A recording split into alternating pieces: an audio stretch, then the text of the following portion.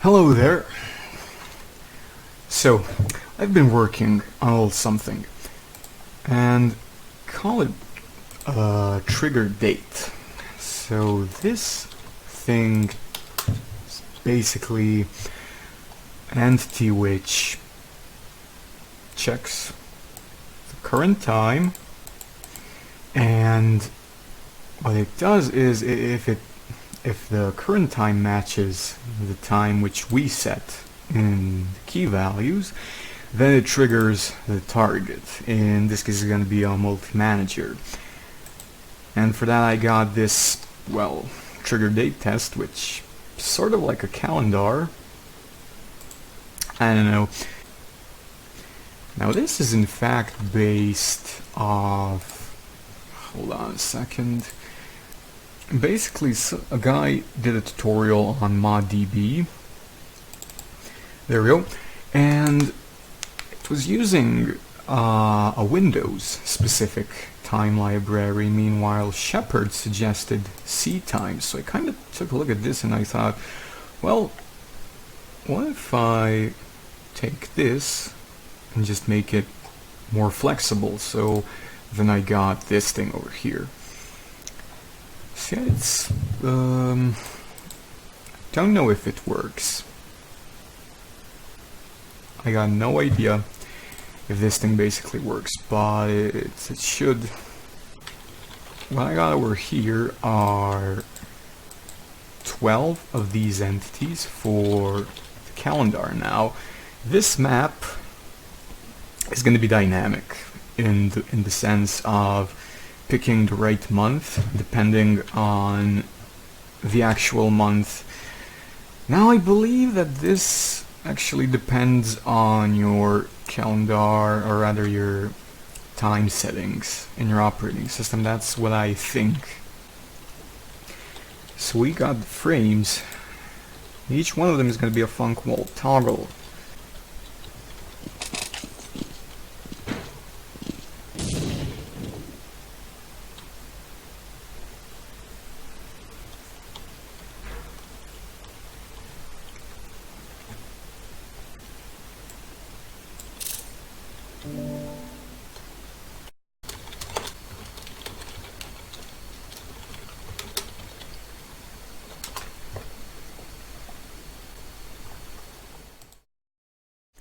Hello there, it's me again.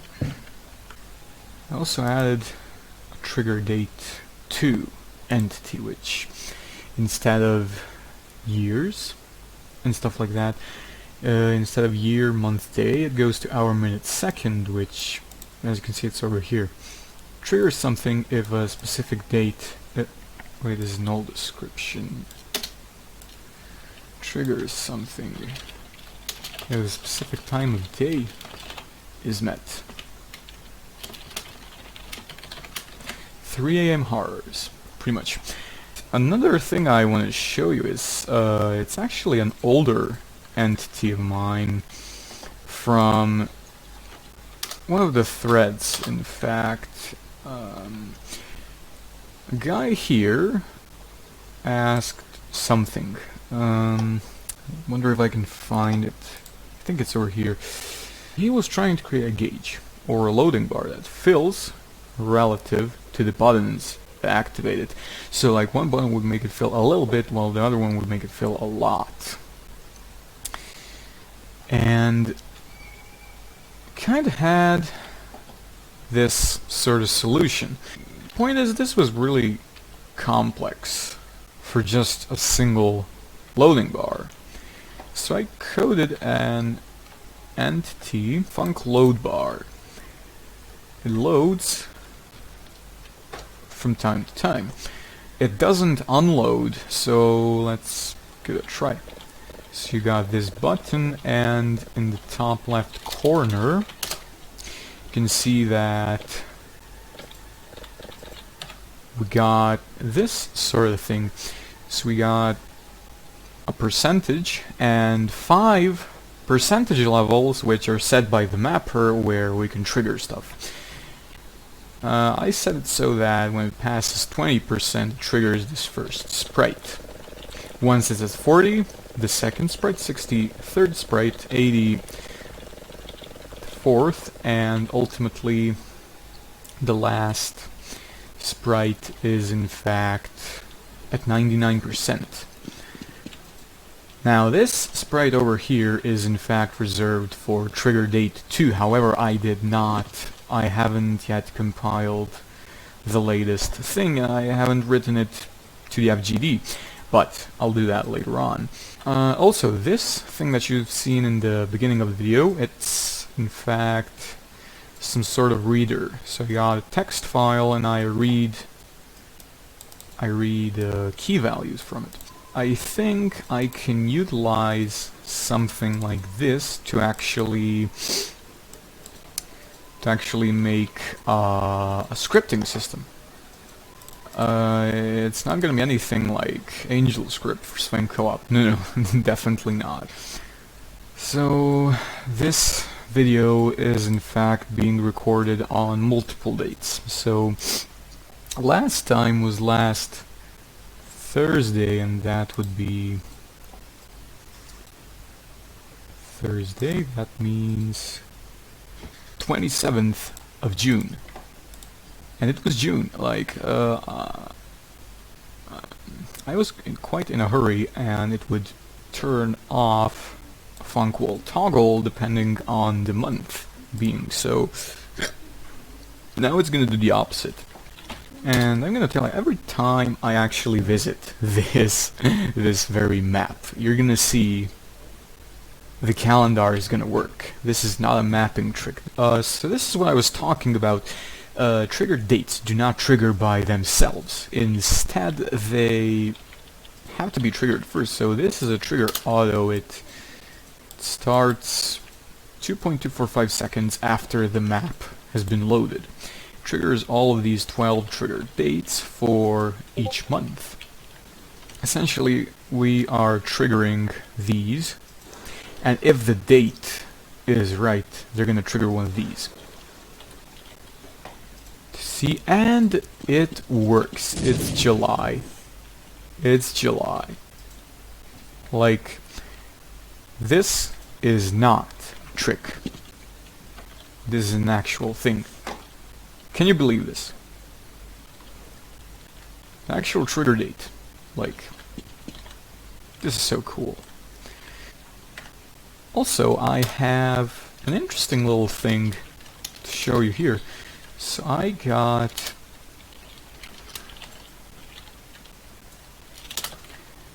a cool camera now.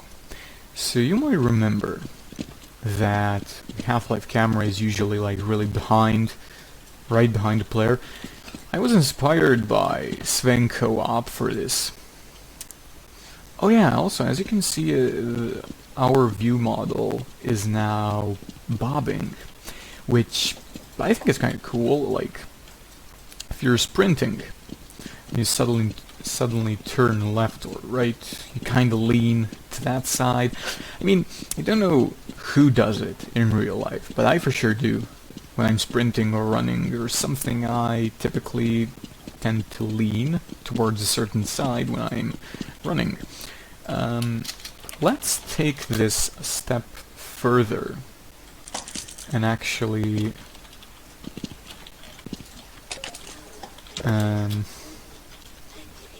oh yeah, here's the water. I also added a nifty little effect when you're underwater. Oh, as you can see, it's rolling a little bit. So it's basically the same thing as with the first person view. Now where's that thing? Right. The shaking intensity is pretty high if you're flying with this thing. What that means is we can charge this up, and look at that. Hey, I made it. It's actually pretty uneasy to do in third person. Not bad at all. And it works. Speaking of this, I actually don't think I've shown you how this actually looks in first person. So you got like, hold on a second, let me just get down. Okay, so we got really realistic sort of view bobbing compared to last time. So let's do a comparison. Last time we had like some sort of an infinity shape, I believe. It was kind of wacky, but really that was just everything about it. But now we got this. So like when you jump, it goes up. Also the shaking, the camera shaking is speed dependent, so if you're moving faster it's gonna shake a little bit more. Also if you move your head way too fast, it's gonna roll. In my opinion, this looks the coolest with the shotguns you got. Would you look at that? I am so proud of this. Looks, to me, it looks really natural.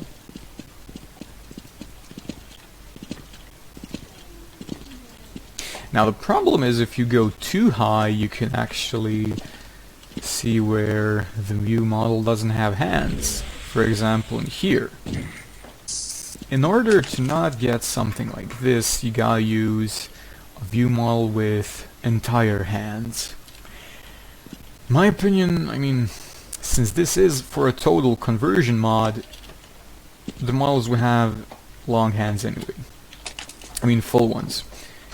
Now, we're back at the water, and this is what it looks like on the road. So when you first dive in, the gun goes down. And it kind of shakes you underwater. As you can see, the weapon sways a little bit faster than your actual camera view. And oh, did you notice that? When I exited the water, the view kind of shaked a little bit, almost as if I were, I mean, yeah, almost as if the player was trying to get dry. And here's that flashing HUD which I showed. I think I showed it in the first one or in the second one, I don't remember, really don't. Yeah, this actually does have potential to cause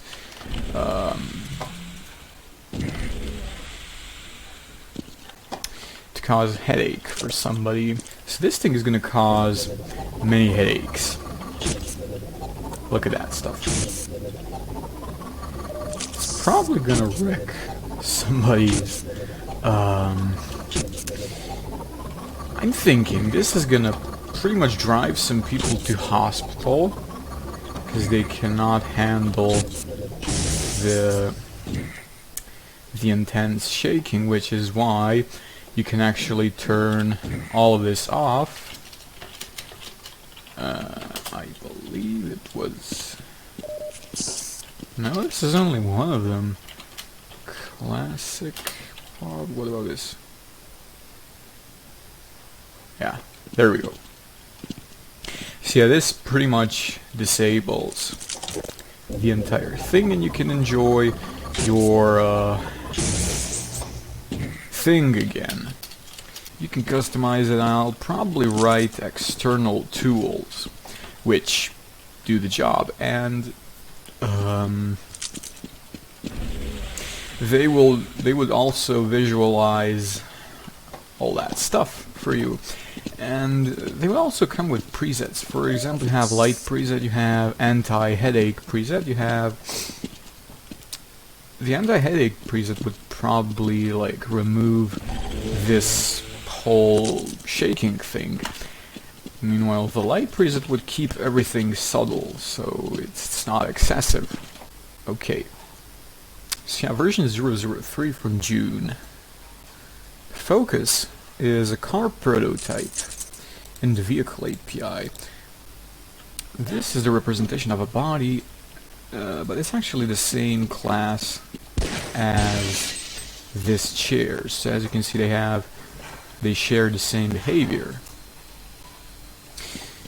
Meanwhile, if I go into, I just think it's pretty much the same, just like the couch. It's not a multi-seat. However, this is actually the real thing. Now the problem is, so it's perfectly solid, stuff like that, but the issue is I forgot to render it. Oh yes, so we do have RPM values. RPM steer gear ratio, the drive, and the traction. Now, it's gonna work. Yep, it's gonna work. Now another problem I discovered is that the player somehow lags behind the vehicle itself. So if you drive fast enough, the player is going to appear outside of the vehicle itself. Another problem is that this uses ADM, and axis aligned bounding boxes are really cheap, like for computation and stuff like that, but they're problematic because if you want to do rotation of a model, the bounding box will extend itself until the whole model is in fact submerged into it. So essentially my vehicles are going to have a big square prism around them. That's how it's going to be, unfortunately. So you got the absolute bounding boxes of these things, and here is what I mean when you rotate one of these. So the bounding box stays the same.